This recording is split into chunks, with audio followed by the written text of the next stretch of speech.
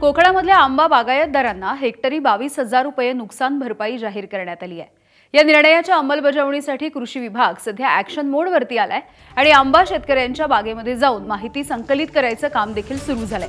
15 मे पर्यंत सर्वेक्षण पूर्ण करण्याच्या सूचना देण्यात आल्या। रत्नागिरी जिल्ह्यामध्ये यावर्षी आंब्याचं 90% तर काजूचं 70% नुकसान झालंय। दरम्यान जाहीर झालेली मदत ही तुटपुंजी असल्याचं शेतकऱ्यांचं म्हणणं आहे। मदत वाढवून देण्याची मागणी देखील करण्यात आलेली आहे।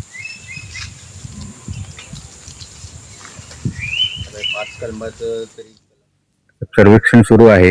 सर्वेक्षण सुरू असताना बागेत जाऊन आता एक 10% फक्त उत्पन्न आहे बागेत आणि शेतकऱ्यांची मागणी अशी आहे की जास्तीत जास्त लोकांना नुकसान भरपाई मिळावी।